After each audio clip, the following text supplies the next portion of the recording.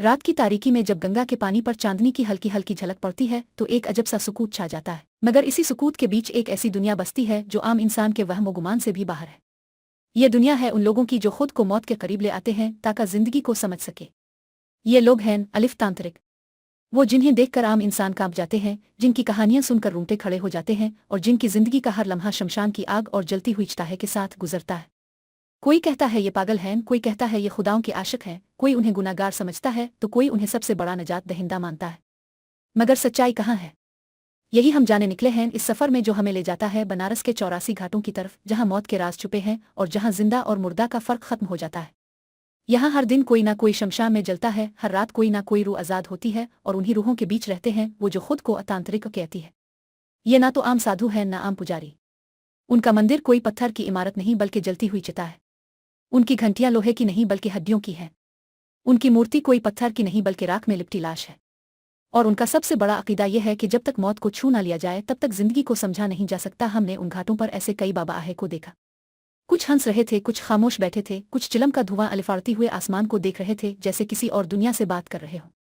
कुछ ऐसे भी थे जो आम इंसानों की तरह नजर आते मगर उनके अल्फाज में वो आग थी जो हर किसी को जला सकती थी। एक बाबा ने कहा, हम जिंदा को कुछ नहीं कहते मगर मार्दे को छोड़ते भी नहीं। हमारा करम है जानदार को खामोश रहने देना और मार्दे को अपनी ताकत में शामिल करना। एक और ने कहा, हमें कोई मंदिर मस्जिद नहीं भाता, हमारा घर शमशान है, यही हम खाते हैं, यही सोते हैं और यही मौत के साथ खेलते हैं। उनके हाथों में इंसानी खोपड़ियां थीं जिन्हें वो कभी पानी से भरते, कभी राख से, कभी शराब से और कभी दूध से। वो सब कुछ खा पी लेते हैं, कोई सब्जी फल, कोई आम खाना और कोई तो जलती चिता से नोच कर गोश्त तक खा लेता है।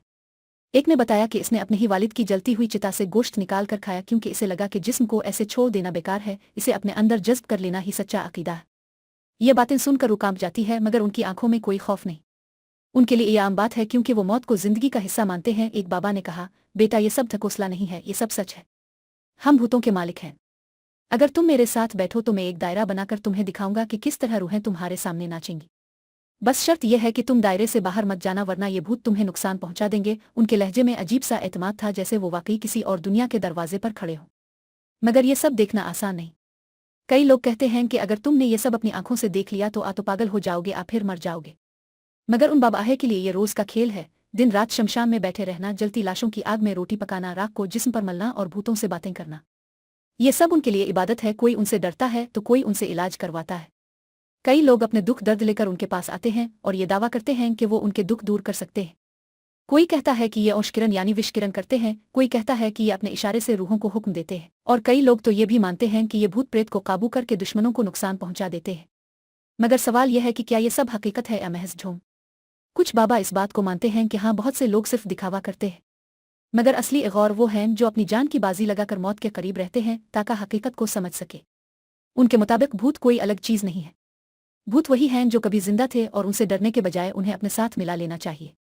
शायद इसीलिए ये लोग इंसानी हड्डियों और खोपड़ियों को पूजते हैं, उनसे खेलते हैं और उन पर खाना पीते हैं। एक जगह हमने देखा कि एक बाबा ने जलती हुई लाश के करीब ही आलू भून कर खाया और कहा, ये सब एक ही है, मरने वाला और जीने वाला सब एक हैं। उनके लफ्जों में अजीब सा फलसफा छुपा है जो आम दिमाग शायद समझ भी ना सके। मगर साथ ही खतरा भी है क्योंकि कई बार उनके रसूमात इतने खौफनाक होते हैं कि इनमें जानवरों की बलि दी जाती है और पुरानी कहानियों में तो यहाँ तक मिलता है कि कभी कभार इंसान की बलि भी। यही वजह है कि इगौर हमेशा बदनाम रहे हैं।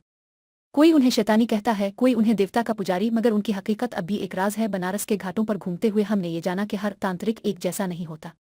कुछ बिल्कुल सब्जीखोर हैं, गोश्त को हाथ भी नहीं लगाते। कुछ गोश्त खाते हैं मगर इंसान का नहीं। और कुछ वो हैं जो वाकई चिता की राख को सबसे बड़ी प्रसाद मानते हैं। कोई हनुमान जी का पुजारी है, कोई महादेव का दीवाना, कोई खुद को बस आत्मा का गुलाम मानता है।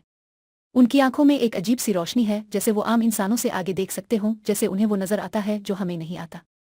कोई कहता है कि वो एक वक्त का खाना खाते हैं, कोई कहता है कि वो बरसों से सिर्फ चाय और चिलम पर जिंदा है। एक बाबा ने दावा किया कि इसने 27 साल से कुछ नहीं खाया, बस चाय और चिलम ही इसका सहारा है और इसी से इसे सब ताकत मिलती है। और वो कहता है कि इसके पास बेहतर रूहें हैं जो उसके हुक्म पर सब कुछ करती है। ये सुनकर हैरत होती है मगर उनके मानने वाले यकीन करते हैं। उनके मुताबिक ये सब मुमकिन है क्योंकि ये आम इंसान नहीं बल्कि महादेव के आशिक है। जब हम उन घाटों से गुजर रहे थे तो हर तरफ मौत का मंजर था। कोई लाश जल रही थी, कोई खानदान रो रहा था, कोई बाबा राख मिल रहा था। और इसी के बीच ये सोचना पड़ता है, काफ आखिर जिंदगी है क्या? ये सब कुछ दिखावा है, वाकई मौत के इस पार कोई और दुनिया है जिसे ये लोग देख लेते हैं।